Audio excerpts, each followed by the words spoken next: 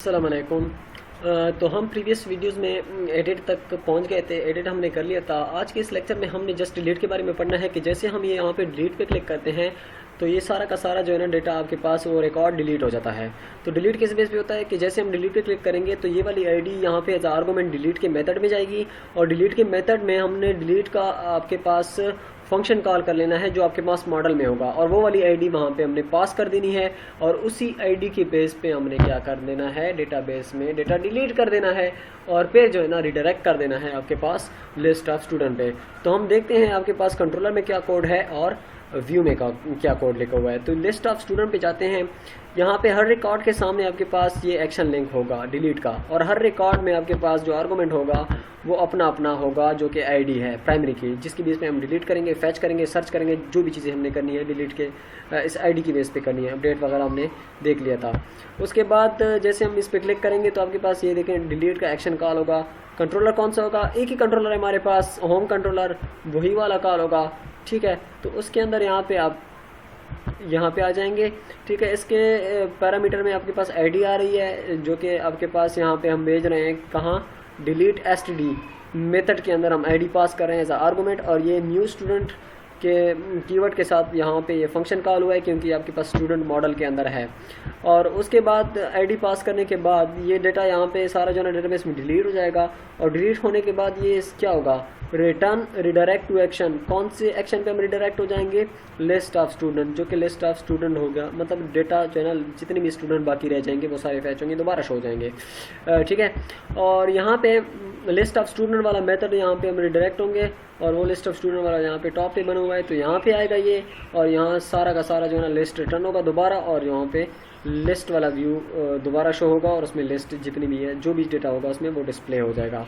अब स्टूडेंट के मेथड के मॉडल के अंदर आपके पास जो डिलीट एसटीडी का मेथड है वो क्या करता है, वो आपके पास जो है ना आईडी रिसीव करता है और यहाँ पे कनेक्शन स्ट्रिंग बनाता है, एसक्यूएल कनेक्शन का ऑब्जेक्ट बनाता है। उसके बाद हम क्यूरी लिखते हैं delete from student where ID equal to this ID जो यहाँ पे आ रही है।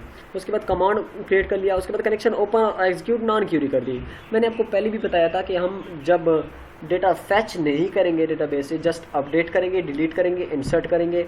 ठीक है, तो हमने जस्ट एग्जीक्यूट नॉन क्यूरी करनी है और अगर आपने डेटा फैच करना है तो आपने एग्जीक्यूट रीडर करना है। ठीक है, और बाकी आपने एसक्यूएल डेटा रीडर उसके लिए बनाना होगा और लिस्ट आपने बनानी होगी स्टूडेंट की जिसमें आपके पास बहुत सारे रिकॉर्ड जो है ना फैच होंगे, लिस्ट में स्टोर होंगे।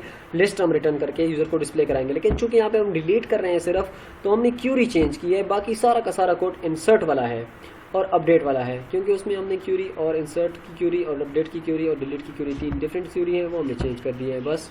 उसके बाद बाकी सारा कोड वही है, एसक्यूएल कमांड बनाना और क्यूरी को एग्जीक्यूट नॉन क्यूरी करना और कनेक्शन ओपन करना, कनेक्शन क्लोज करना। तो ये सारा का सारा रिकॉर्ड जो है ना इस आईडी की बेस पे डिलीट कर देगा। अगर आईडी 5 है तो 5 आईडी जहाँ पे भी होगी वो रिकॉर्ड सारा डिलीट हो जाएगा।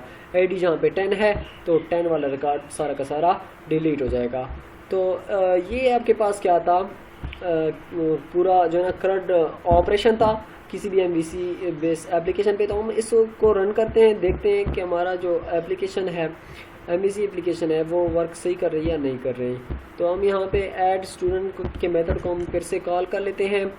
ठीक है, हम शुरू से डेटा ऐड करेंगे, फिर लिस्ट को शो करेंगे और फिर देखेंगे हम। ठीक है, ऐड स्टूडेंट का मेथड, तो ऐड स्टूडेंट का मेथड यहाँ पे आ गया। ठीक है, हम ट्रू ऐड करते हैं और यहाँ से एली ऐड करते हैं, क्रिएट करते हैं। ठीक है, हो गया क्रिएट। यहाँ से हम करते हैं 5 और यहाँ से हम करते हैं अब्दुल्ला रहमान, क्रिएट करते हैं। देखिए हो गया क्रिएट। उसके बाद ये डेटा इंसर्ट हो रहा है। ठीक है, उसके बाद हम व्यू ऑल स्टूडेंट करते हैं तो ये आपके पास डेटा आ रहा है। अब इसको हमने एडिट करना है तो ये देखें टू आईडी आ गई और एल यहाँ पे आ रहा है। तो आपके पास यहाँ पे क्या नेम होगा, इरफान खान हम कर लेते हैं और अपडेट कर लेते हैं। ठीक है, तो ये देखें अपडेट हो गया। अब इसी को हमने नीचे वाले रिकॉर्ड को डिलीट करना है तो हम डिलीट के बटन पे प्रेस करेंगे, लिंक पे प्रेस करेंगे तो ये डिलीट हो जाएगा। ठीक है, तो जहाँ पे भी आपके पास आईडी 5 थी वो रिकॉर्ड डिलीट हो गया। तो 2 स्टूडेंट ऐसे थे हमारे पास जहाँ पे आईडी 5 आ रही थी तो वो दोनों के दोनों डिलीट हो गए। अब यहाँ पे एक और चीज़ है कि जब हम एडिट करते हैं तो यहाँ पे जो ये है, ये रीड ओनली शो हो रहा है ना, ठीक है। अब ये यूज़र को डिस्प्ले हो रहा है कि इसकी आईडी ये है, तो ये यहाँ से मतलब ये ऐसी चीज़ है, ये तो आपका जिस तरह आइडेंटिटी कार्ड होता है CNIC, उसका जो नंबर होता है वो जो आप किसी को नहीं बताना चाहते, क्योंकि वो आपकी इन्फॉर्मेशन वहाँ से लीक कर सकता है, किसी भी जगह से आपके साथ कुछ भी कर सकता है वो। तो ये भी आपके पास एक स्टूडेंट ऑब्जेक्ट है जिसका CNIC नंबर है, मतलब आइडेंटिटी नंबर है ये, तो ये भी डिस्प्ले नहीं होना चाहिए।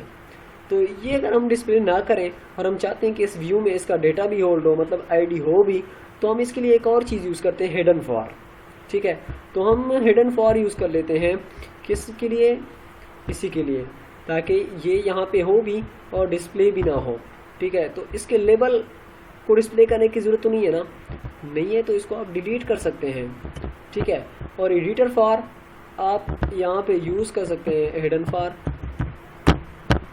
ठीक है। हिडन फॉर यूज़ करेंगे तो उसके बाद अगर हम इस पेज को क्या करेंगे, हम बैक जाते हैं थोड़ा और दोबारा इस पे क्लिक करते हैं एडिट पे। तो यहाँ पे आपके पास अब जो है ना वो रीड ओनली, देखिए आपके पास सिर्फ नेम आ रहा है, आईडी जो है ना है, आईडी आपके पास है लेकिन वो शो नहीं हो रही, हिडन हाइड कर दी हमने। यहाँ पे मैं एडिट करके नेम कमरान कर लेता हूँ, अपडेट करने के बाद ये लिस्ट ऑफ देखें वही टू आईडी के सामने कमरान रह गया। तो ये आपके पास हिडन फॉर भी यूज़ होता है, रीड ओनली भी यूज़ होता है, ठीक है। तो आप दोनों में से किसी एक को यूज़ कर सकते हैं, लेकिन बेस्ट जो तरीका है वो है हिडन फॉर, ताकि आपको यूज़र के पास जो है ना उसकी आईडी डिस्प्ले ना हो, उसका CNIC नंबर है अगर किसी बंदे का तो वो डिस्प्ले ना हो, अगर कॉन्टैक्ट नंबर है, कॉन्टैक्ट नंबर की बेस पे आपने रिकॉर्ड, इंसर्ट, अपडेट, डिलीट कराया है तो वो भी आपके पास शो ना हो, ताकि इन्फॉर्मेशन उस बेस पे जो है ना आपके पास फैच होगी, डिस्प्ले होगी, डिलीट होगी, अपडेट होगी, तो वो इन्फॉर्मेशन जो है ना आपने जो है ना कॉन्फिडेंशियल रखनी है, कॉन्फिडेंशियल इन्फॉर्मेशन है वो आपने दूसरों से छुपा के रखनी है। तो ये कंसेप्ट था आपके पास स्क्रॉट एप्लीकेशन का। तो हम चारों के चारों ऑपरेशन देख चुके हैं, क्रिएट, रीड, अपडेट, डिलीट, ठीक है। तो हम नेक्स्ट वीडियोस में हम देखेंगे, पेजिनेशन के बारे में पढ़ेंगे, सर्चिंग के बारे में पढ़ेंगे, सॉर्टिंग के बारे में पढ़ेंगे, ठीक है। फिर आपके पास आप कोई चीज़ें जो रह चुकी हैं, जिस तरह इमेज को सेव करना डेटाबेस में और इमेज को रिट्राइव करके यूज़र को डिस्प्ले करना, तो वो सारी की सारी चीज़ें हम देखेंगे लेटर ऑन वीडियोस में। फ़िलहाल जितना हमने किया है, आप इतने काबिल हो गए हैं कि आप जो है ना एक बूटस्ट्रैप सीखने के बाद आप एक अच्छी एप्लीकेशन डिज़ाइन कर सकते हैं। मिलते हैं नेक्स्ट वीडियो में, तब तक के लिए अपना ख्याल रखिएगा, टेक केयर, अल्लाह हाफिज़।